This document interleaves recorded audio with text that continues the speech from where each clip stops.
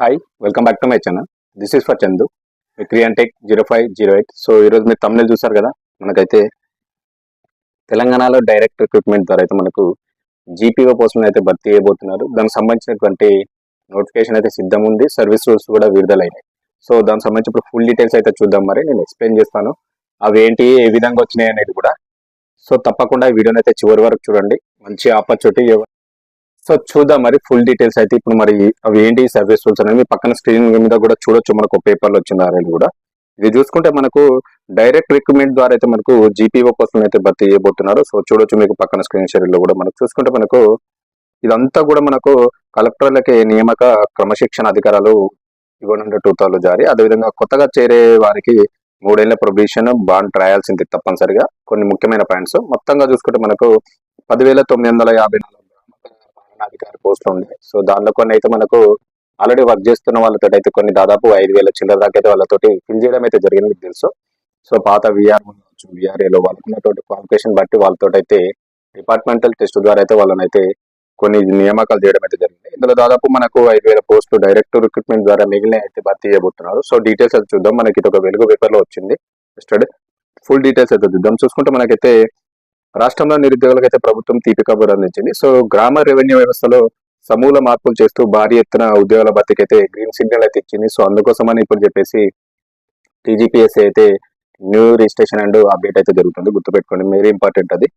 So చూసుకుంటే ఇక్కడ మనకు కొత్తగా గ్రామ పాలన ఆఫీసర్ పోస్టులను సృష్టిస్తూ ఏకంగా 10,954 పోస్టుల భర్తీకి అయితే విధి విధానాలను అయితే ఖరారు చేసింది మనకు. సో దీనిలో భాగంగానే మనకు ఈ మేరకు రెవెన్యూ శాఖ కార్యదర్శి లోకేష్ కుమార్ గారు అయితే బుధవారం యొక్క ఉత్తర్వులు అయితే జారీ చేయడం అయితే జరిగింది. సో ఇందులో పాత ఉద్యోగులు సర్దుబాటు పోను మిగిలిన పోస్టులు అయితే ఏవైతున్నాయో వాటిని డైరెక్ట్ రిక్రూట్మెంట్ పద్ధతి ద్వారా అయితే వీటిని అయితే భర్తీ చేయనున్నట్లయితే అవకాశం అయితే ఉంది, గుర్తుపెట్టుకోండి. సో ఈ యొక్క డైరెక్ట్ రిక్రూట్మెంట్ ద్వారా భర్తీ చేసేటువంటి ఈ పోస్టులను విద్యార్హత ప్రభుత్వం డిగ్రీగా నిర్ణయించింది. సో ఈ జీపీఓ పోస్టులకి ఇప్పుడు డైరెక్ట్ రిక్రూట్మెంట్ ద్వారా నిర్ణయించే అంటే భర్తీ చేయబోతున్నారు కదా, వాటికి వచ్చేసి మనకు క్వాలిఫికేషన్ చూసుకుంటే డిగ్రీని అయితే వీళ్ళు అర్హతగా అయితే పెట్టడం అయితే జరిగింది, గుర్తుపెట్టుకోండి. సో డిగ్రీ బేస్ మీద ఈ యొక్క పోస్టులను అయితే భర్తీ చేయబోతున్నారు డైరెక్ట్ రిక్రూట్మెంట్ ద్వారా, అదొకటి గుర్తుపెట్టుకోవాలి.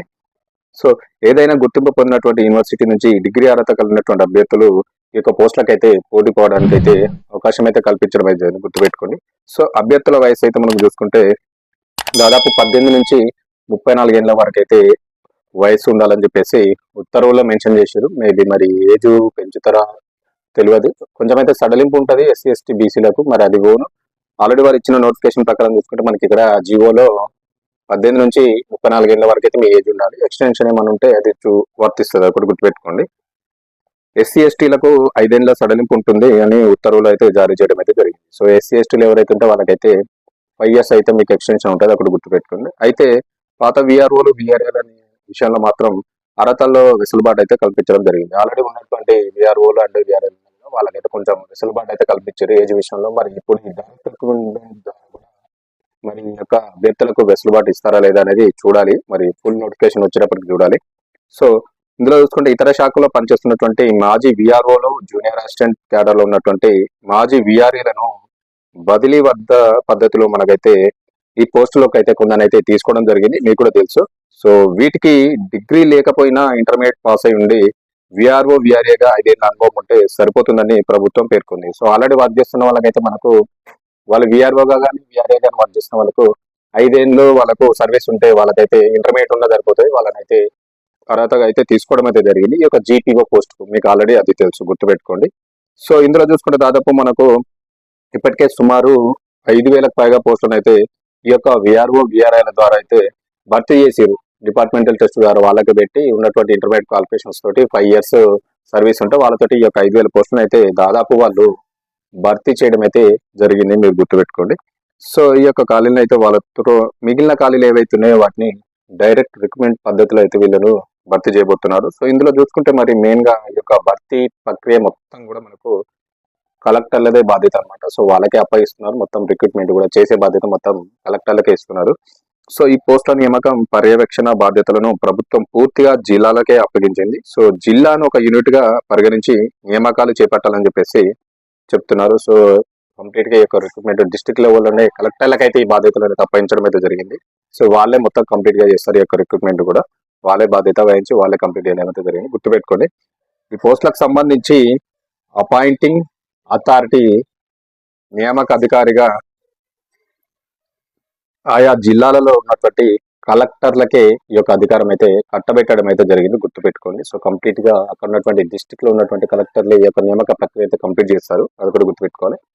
కేవలం ఈ నియామకాలే కాకుండా ఉద్యోగులపై క్రమశిక్షణ చర్యలు తీసుకునే అధికారం కూడా కలెక్టర్లకే ఉంది. సో ఉద్యోగంలో చేరినాక కూడా తర్వాత వచ్చేసి వాళ్ళ మీద ఎలాంటి యాక్షన్లు తీసుకోవాలంటే క్రమశిక్షణ చర్యలు, అంటే ఉద్యోగరీత్యా వాళ్ళు ఏమన్నా విధులు సరిగా చేయకపోతే వాళ్ళ మీద క్రమశిక్షణ చర్యలు తీసుకునే బాధ్యత కూడా ఈ యొక్క కలెక్టర్లకే ఇవ్వడం అయితే జరిగింది. అదొకటి కూడా గుర్తుపెట్టుకోండి.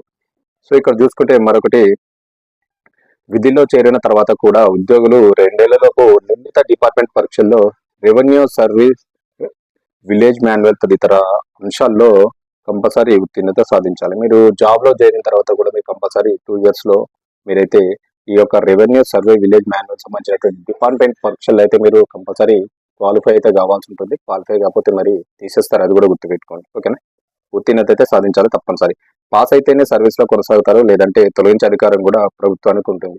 సో మీరు ఇన్కేస్ జాబ్ వచ్చినాక కూడా ఈ 2 years లో మనకు రెవెన్యూ సర్వీస్, విలేజ్ మాన్యువల్ సంబంధించినటువంటి డిపార్ట్మెంట్ టెస్టులు అయితే మీకు కంపల్సరీ పాస్ కావాలి. లేకపోతే ఈ యొక్క జాబ్ నుంచి కూడా తీసేసే అధికారం ప్రభుత్వానికి అయితే ఉంది. గుర్తుపెట్టుకోండి. ఇక్కడ మంచి గుర్తుపెట్టుకోవాలి. డిగ్రీ క్వాలిఫికేషన్ ఉండాలి, 18 నుంచి 34 ఏళ్ల సంవత్సరం ఏజ్ ఉండాలి. మరి అదే విధంగా కూడా జాబ్ వచ్చిన తర్వాత కూడా మీరు ఇక్కడ 2 years లోపు మీరు డిపార్ట్మెంట్ టెస్ట్ లో ఈ యొక్క మనకు రెవెన్యూ సర్వే, విలేజ్ మాన్యువల్ అయితే మీరు ఉత్తీర్ణత సాధించాలి. లేకపోతే మిమ్మల్ని తీసేసే అధికారం కూడా ప్రభుత్వానికి ఉంది. గుర్తుపెట్టుకోండి. ఇక్కడ చాలా వరకు కూడా మనకు కొన్ని రిస్ట్రిక్షన్స్ అయితే ఉండడం జరిగింది. సో ఇక్కడ చూసుకుంటే కొత్త వారికి మనకు 3 ఏళ్ల ప్రొవిషన్ పీరియడ్ కూడా ఇవ్వడం జరిగింది. గుర్తుపెట్టుకోండి. కొత్త వారికి 3 ఏళ్ల ప్రొవిషన్ పీరియడ్. ఇంతమందికి 2 years ఉండే, ఇప్పుడు 3 years ఇచ్చారు. ఇంతమందికి మనకు జీపీఎస్ అప్పుడు ఫిల్ చేసినప్పుడు కూడా 2 years బాండ్ ఇచ్చారు వాళ్ళకు. ఇక్కడ మనకు 3 years ప్రొబేషన్ పీరియడ్ ఇస్తారు. గుర్తుపెట్టుకోండి. ఇక్కడ కొత్తగా గ్రామ పాలనా ఆఫీసర్ గా విధుల్లోకి చేరే అభ్యర్థులకు ప్రభుత్వం కఠిన నిబంధనలు అయితే విధించింది. సాధారణంగా ప్రభుత్వ ఉద్యోగాలు ఉండేటువంటి 2 ఏళ్ల ప్రొబేషన్ కాకుండా డైరెక్ట్ రిక్రూట్మెంట్ ద్వారా తెచ్చినటువంటి వారికి ప్రొబేషన్ కాలాన్ని 3 ఏళ్లుగా నిర్ణయించారు. సో ఇంతమందికి అయితే మనకు 2 years ఉండేది. ప్రభుత్వంలో చేరినటువంటి ఉద్యోగులకైతే 2 years ప్రొబేషన్ పీరియడ్ ఉండేది. బట్ ఇక్కడ ఈ యొక్క డైరెక్ట్ రిక్రూట్మెంట్ తెచ్చినటువంటి ఈ యొక్క నోటిఫికేషన్ అయితే 3 years అయితే ప్రొబేషన్ పీరియడ్ అయితే నిర్ణయించారు. వీరి పనితీరును 3 ఏళ్ల పాటు క్షుణ్ణంగా పరిశీలించనున్నారు. సో మీరు పనిచేస్తున్నటువంటి ఒక 3 years అయితే మిమ్మల్ని అయితే క్షుణ్ణంగా పరిశీలిస్తారు. అదే సమయంలో బదిలీపై వచ్చే పాత ఉద్యోగులకు మాత్రం 1 ఏడాది పాటే ప్రొబేషన్ పీరియడ్ ఉంటుంది. సో అదే విధంగా అయితే వీళ్ళ మీద బదిలీగా మీద వస్తారు చూసినావా, పాత వాళ్ళు మాత్రం వాళ్ళకైతే 1 year ఉంటుంది ప్రొబేషన్ పీరియడ్. కొత్త వాళ్ళకి మాత్రమే 3 years అయితే ప్రొబేషన్ పీరియడ్ అయితే ఉంటుంది. అది కూడా గుర్తుపెట్టుకోవాలి. ఇంకోటి చూసుకుంటే మనకి ఇక్కడ ఎంపికైన అభ్యర్థుల విధుల్లో చేరే ముందే ప్రభుత్వానికి తప్పకుండా బాండ్ అయితే రాసి ఇవ్వాల్సి ఉంటుంది. సో ఎంపికైన అభ్యర్థులు ఎవరైతే ఉంటారో తప్పకుండా విధుల్లో చేరే ముందే ప్రభుత్వానికి అయితే మీరు బాండ్ అయితే రాయాలి. ఇంతకుముందు జీపీఎస్లు కూడా రాసిచ్చారు. ఇప్పుడు కూడా మీరు జీపీఓలుగా జాయిన్ అయిన తర్వాత కూడా 3 years ఉంటుంది మీకు ప్రొబేషన్ పీరియడ్. కంపల్సరీ మీరు ప్రభుత్వానికి బాండ్ రాసి ఇవ్వాలి. అది కూడా గుర్తుపెట్టుకోండి. సో ఒకవేళ బాండ్ రాసి ఇచ్చిన తర్వాత కూడా శిక్షణ పూర్తి చేసుకుని నిర్ణీత కాలం పాటు ఖచ్చితంగా సర్వీస్ లో కొనసాగాలని, ఒకవేళ మధ్యలో ఉద్యోగం మానేస్తే శిక్షణకు ప్రభుత్వం చేసిన ఖర్చుతో పాటు అప్పటిదాకా తీసుకున్నటువంటి జీతభత్యాలను వెనక్కి చెల్లించాల్సి ఉంటుందని ఉత్తర్వులో స్పష్టం చేసింది. ఇంకోటి గుర్తుపెట్టుకోవాలి. ఇక్కడ కంపల్సరీ 3 years బాండ్ ఉంటుంది. అంటే 3 years ప్రొబేషన్ పీరియడ్ ఉంటుంది. 2 years బాండ్ రాసియాలి. అదేవిధంగా మీరు ట్రైనింగ్ చేస్తా ఉన్నారు కదా 3 years పాటు. సో దీనికి ఒకవేళ మీరు ఈ మధ్యలో కనుక జాబ్ మానేస్తే ఈ 3 years పాటు మీకు శిక్షణ ఇచ్చినందుకు దీనికైనా ఖర్చు, అదేవిధంగా 3 years పాటు తీసుకున్నటువంటి శాలరీ మొత్తం కూడా మీరు వెనక్కి చెల్లించాల్సి ఉంటుంది. సో ఈ మధ్యలో అయితే జాబ్ మానేసేటువంటి ఛాన్స్ మీకు కూడా లేదు. సో ముందే ఆలోచించుకొని ఈ జాబ్ చేయాలనుకున్న వాళ్ళైతే ఇందులో జాయిన్ అవ్వండి. 3 years అయితే ప్రొబేషన్ పీరియడ్, మీరు బాండ్ రాసియాలి, అదేవిధంగా ట్రైనింగ్ కంప్లీట్ చేసుకోవాలి. 2 years లోపు మీరు రెవెన్యూ మాన్యువల్లో డిపార్ట్మెంట్ కూడా ఉత్తీర్ణత సాధించాలి. సాధించకపోయినా తీసేస్తారు. అది కూడా గుర్తుపెట్టుకోండి. ఇన్ కేసు మధ్యలో మానేస్తే మాత్రం మీ 3 years కు ఖర్చు అయినటువంటి ట్రైనింగ్ ఖర్చు అయిన ఖర్చు కట్టియాలి. మీరు తీసుకున్న జీతభత్యాలు కూడా అన్ని వెనక్కి ప్రభుత్వానికి అయితే ఇవ్వాల్సి ఉంటుంది. అన్ని రిస్ట్రిక్షన్స్ ఉన్నాయి. మరి చూసుకోండి మంచిగా, ఎందుకంటే స్ట్రిక్ట్ గా రూల్స్ అయితే పెట్టడం జరిగింది. డిగ్రీ క్వాలిఫికేషన్ 18 నుంచి 34 ఏళ్ల సంవత్సరాలు ఉండాలి. బాండ్ రాసియాలి. 3 years ప్రొబేషన్ పీరియడ్ ఉంటుంది. ట్రైనింగ్ కంప్లీట్ చేసుకోవాలి మొత్తం. అదేవిధంగా మధ్యలో 2 years లోపు మీరు రెవెన్యూ మాన్యువల్ సర్వీస్ ఉంటుంది కదా, అందులో డిపార్ట్మెంట్ పరీక్షలు అయితే పాస్ అవ్వాలి, లేకపోయినా తీసేస్తారు. మధ్యలో మానేసిన ఈ ట్రైనింగ్ అయిన ఖర్చు మొత్తం కట్టియాలి. అదేవిధంగా మీకు ఇచ్చినటువంటి జీతభత్యాలు కూడా తీసుకున్నటువంటి కూడా మొత్తం కట్టియాలి. సో ఇవన్నీ రూల్స్ అయితే ఇక్కడ మనకు తేవడం అయితే జరిగింది. సో తప్పకుండా చూసుకోండి. మరి ఈ యొక్క జీపీఈఓ పోస్టులకు అప్లై చేసే ముందే ఇవన్నీ కూడా ముందే తీసుకొని అప్లై చేయండి. అదేవిధంగా మనకి ఈ యొక్క నోటిఫికేషన్ మనకు జీవో కూడా రిలీజ్ చేయడం అయితే జరిగింది. ఆ జీవో కూడా మీకు స్క్రీన్ మీద పక్కన చూడొచ్చు, షేర్ చేస్తున్నాను. మనకు నిన్న వచ్చింది ఈ జీవో కూడా. చూసుకుంటే మనకి ఇక్కడ చూడొచ్చు మీరు పక్కన స్క్రీన్ మీద గవర్నమెంట్ ఆఫ్ తెలంగాణ అబ్స్ట్రాక్ట్ అని ఇచ్చారు. So public services revenue department the గ్రామ పాలన officer subordinancy service rules 2025 orders issued అని అయింది. మనకి ఇది వచ్చింది డేటెడ్ 12/2/2025 వచ్చింది. సో రీడ్ ది ఫాలోయింగ్ అని ఇచ్చారు. ఇక్కడ చూసుకుంటే మనకు రెవెన్యూ సర్వీసెస్ టు డిపార్ట్మెంట్ నుంచి వచ్చింది. జిఓ ఎంఎస్ నంబర్ 32తో మనకైతే ఒక జిఓ రిలీజ్ చేయడం అయితే జరిగింది. సో జిఓలో కూడా మొత్తం మనకి ఇందాక నేను చెప్పినటువంటి సర్వీస్ రూల్స్ ఉన్నాయి. చెప్పినటువంటి ఏజ్ కానీ డిగ్రీ క్వాలిఫికేషన్ ఉండాలి, 18 నుంచి 34 ఏళ్ళ ఏజ్ ఉండాలి. అదేవిధంగా మీరు 3 years మీకు బాండ్ ప్రొబేషన్ పీరియడ్ ఉంటుంది, మీరు బాండ్ రాసియాలి. అదేవిధంగా మీరు 2 years లోపు రెవెన్యూ సర్వీస్ మాన్యువల్లో మీరు డిపార్ట్మెంట్ టెస్ట్ లో పాస్ అవ్వాలి, లేకపోయినా తీసేస్తారు. అదేవిధంగా మీరు ట్రైనింగ్ కంప్లీట్ చేయాలి. మధ్యలో కనుక మానేస్తే ఆ ట్రైనింగ్ అయినా ఖర్చు కట్టేయాలి. మీరు తీసుకున్న జీతభత్యాలు ఇవన్నీ కూడా కట్టేయాల్సి ఉంటుంది. ఇవన్నీ మనకు ఈ యొక్క జీవో ద్వారా మనకు మెన్షన్ చేయడం జరిగింది. ఇవన్నీ అవే రూల్స్ అనమాట. చూసుకోవచ్చు. ఇక్కడ చూసుకుంటే మీరు ఆర్డర్ అనేది ఇచ్చారు. ఇక్కడ in the reference of the relief above orders are issued for creation of 10,954 Grama పాలన officer GPO for appointment in the revenue department for the strengthening in the village administration duly taking option from the ex VROs and VRS and designing them as a Grama పాలన officer. So ఇంతకుముందుకు అయితే 10,954 ఉంటే already బీఆర్ఓగా విఆర్ఏగా work చేసిన వాళ్ళని అయితే కొన్ని మనకు departmental test ద్వారా వాళ్ళను అయితే ఫిల్ చేయడం అయితే జరిగింది. మిగిలిన అయితే డైరెక్ట్ ద్వారా ఈ యొక్క జీవో ద్వారా అయితే మనకు నోటిఫికేషన్ అయితే రావడానికి సిద్ధంగా ఉంది. దానికి సంబంధించినటువంటి సర్వీస్ రూల్స్ అయితే ఈ యొక్క ఆర్డర్ ద్వారా మొత్తం ఇవ్వడం జరిగింది. అందులో షార్ట్ టైటిల్, కాన్స్టిట్యూషన్ దేని ద్వారా ఇచ్చారు, మెథడ్ ఆఫ్ అపాయింట్మెంట్ ఏ విధంగా మిమ్మల్ని అపాయింట్మెంట్ చేసుకుంటారు. చూసుకుంటే మనకు నెక్స్ట్ చూసుకుంటే ఇందులో ఇంకొకటి కూడా ఉంది. మనం చూసుకోవచ్చు. ఇక్కడ అబ్స్ట్రాక్ట్ లో పక్కన షేర్ చేస్తాం. చూసుకోవచ్చు. మీకు డిసిప్లినరీ అథారిటీ ఏముంటది, ఎవరు ఉంటుంది, ఆఫ్ అపాయింట్మెంట్, మీకు ఎక్కడ ఏ అపాయింట్మెంట్ జరుగుతుంది అంటే డిస్ట్రిక్ట్ లెవెల్ అని చెప్పాను కదా, ఆ విధంగా అనమాట.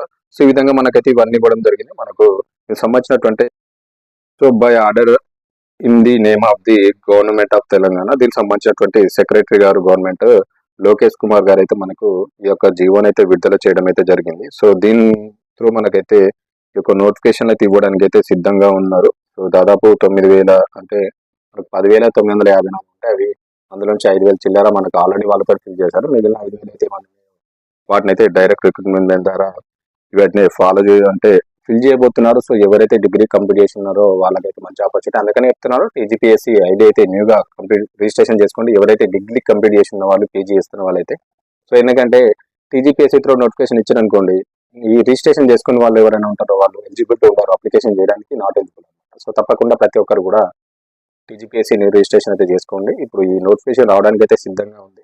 దాదాపు 5,000 పోస్టులు అయితే వేయబోతున్నారు. సో దానికి సంబంధించినటువంటి సర్వీస్ రూల్స్ అవన్నీ కూడా మనకి ఇక్కడ మెన్షన్ చేశారు. ఈ నోటిఫికేషన్ లింక్ కూడా నేను డిస్క్రిప్షన్ లో ఇస్తాను. డౌన్లోడ్ చేసుకొని చెక్ చేసుకోవచ్చు ఒకసారి. ఓకేనా, ఏమేమి ఏం కథ అనేది కూడా చూసుకోవచ్చు. ఓకేనా. సో ఇదన్నమాట ఈ రోజు అయితే మనకు జీపీఓ పోస్టులకు సంబంధించి నోటిఫికేషన్ అయితే రావడానికి సిద్ధంగా ఉంది. దానికి సంబంధించినటువంటి సర్వీస్ రూల్స్ అయితే జియో ద్వారా మనకు విడుదల చేశారు. ఏ విధంగా ఉంటాయి, దాని క్వాలిఫికేషన్స్ ఏంటి, మరి ఎట్లా భర్తీ చేస్తారు, ఆ రూల్స్ అండ్ రెగ్యులేషన్స్ అన్ని కూడా మనకు ఈ యొక్క జియో ద్వారా విడుదల చేయడం జరిగింది. సో గుర్తుపెట్టుకోండి, తప్పనిసరిగా అవన్నీ పాటించాల్సిందే. ఇంతకుముందు జీపీఎస్ కూడా ఆ విధంగానే భర్తీ చేశారు కాబట్టి ఇది మంచి ఆపర్చునిటీ. ఎవరైతే డిగ్రీ కంప్లీట్ చేసి లోకల్లో జాబ్స్ చేయాలనుకున్న వాళ్ళకైతే మంచి ఆపర్చునిటీ. సో రావడానికి అయితే సిద్ధంగా నోటిఫికేషన్. సో తప్పకుండా అందరు ప్రిపేర్ అవ్వండి. అదేవిధంగా కూడా పక్కా కూడా మీరు టీజీపీఎస్సీ ఐడిని అయితే క్రియేట్ చేసుకోండి. కొత్త వాళ్ళు డిగ్రీ కంప్లీట్ చేసి పీజీ చేస్తున్న వాళ్ళు ఎవరైతే ఉన్నారో కంప్లీట్ చేసి పెట్టుకోండి. డిగ్రీ వరకు దీనికి ఎలిజిబిలిటీ ఉంటారు. ఓకేనా. సో ఇది ఈ రోజు మంచి ఆపర్చునిటీ. ఇన్ఫర్మేషన్ వీడియో నచ్చితే కంపల్సరీ లైక్ చేయండి, షేర్ చేయండి, సబ్స్క్రైబ్ చేసుకున్న ఛానల్ని సపోర్ట్ చేయండి. Thank you.